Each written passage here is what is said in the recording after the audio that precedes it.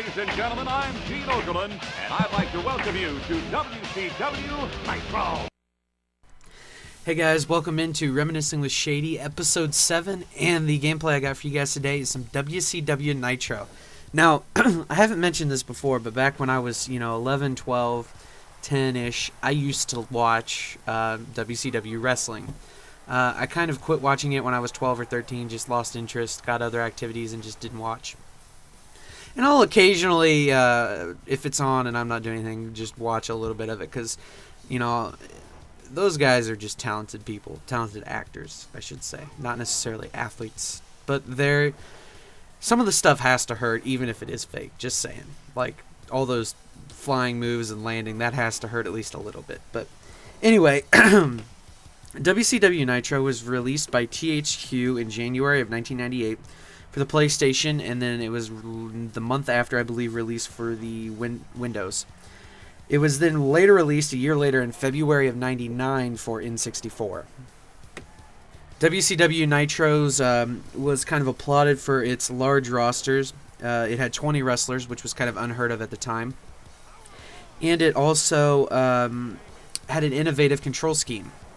And that was something it was applauded for. However, the game, as you can see, was hindered by its graphics, which I think were pretty good for the time. But when you compare it to some other of the top-notch games of the day, it doesn't really compare.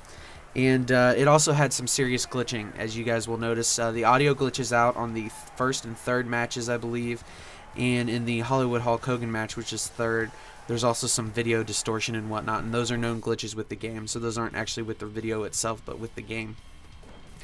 So I picked the 3 matches that I played. I played all 10. I did a tournament, and then I picked the 3 best ones, or 3 of the ones I thought were of the highest quality, I should say. The first one was against DDP. This is Lex Luger, and then Hollywood Hulk Hogan, because everyone knows the Hulk. I'm playing as Sting. He was one of my favorite wrestlers of all time. I used to love Sting, and then he kind of quit, and that was about the time that I stopped watching. Was when he kind of left, because he was my favorite wrestler, and my dad actually took me to see him. I saw him and DDP fight when I was, 10 or 11 years old. It was here in Columbus.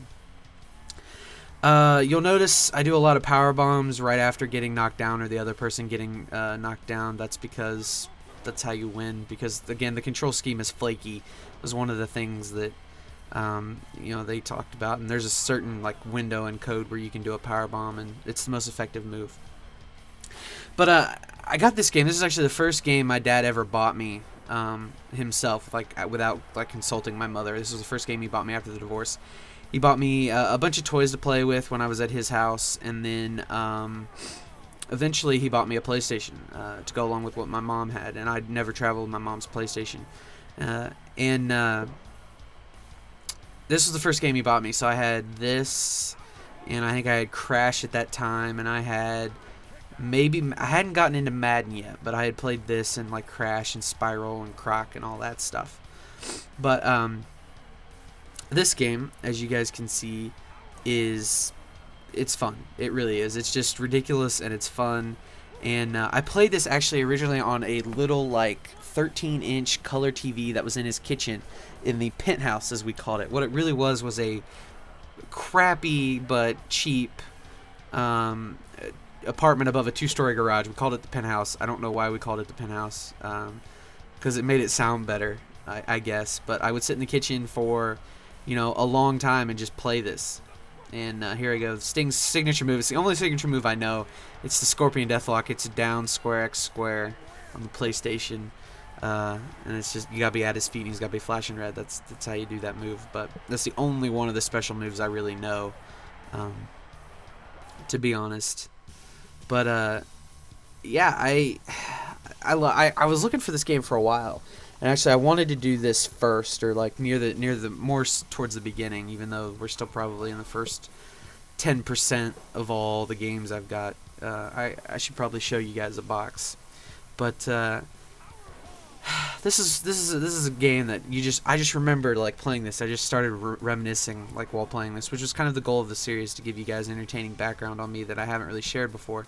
But I was remembering the smell of the penthouse apartment, and there's one particular image when we first moved in, it was dirty, and my dad hired a cleaning lady to clean it, like, really, really good. But there was, like, some sort of black, disgusting substance that looked like you'd taken chocolate milk, let it sit in the sun for about 3 or 4 months, poured it in the bottom of the refrigerator, and then frozen the refrigerator. That's what this stuff looked and smelled like. It was nasty.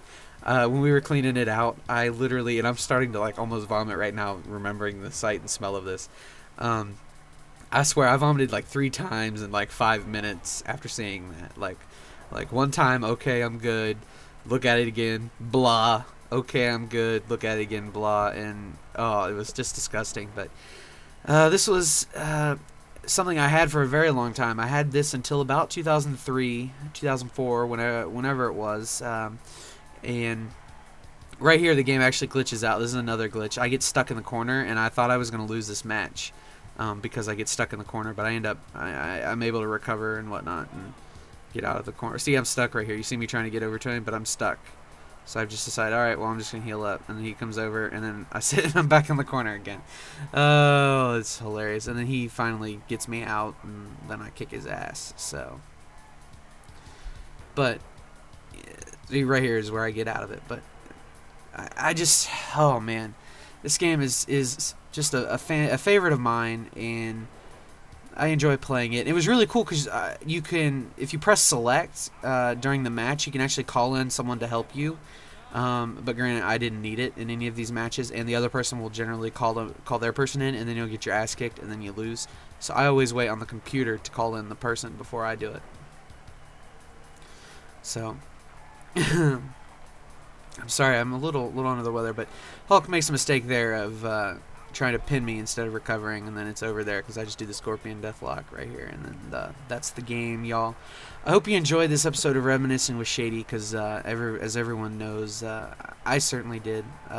Again, I used to be a huge wrestling fan, went and saw Sting and DDP wrestle a long time ago. And I couldn't imagine a better game to kind of share with you guys, a game that's more insightful into my personality. And so stay tuned for Monday's episode of Reminiscing with Shady. I'm Shadylikeatree, and this was episode 7, WCW Nitro.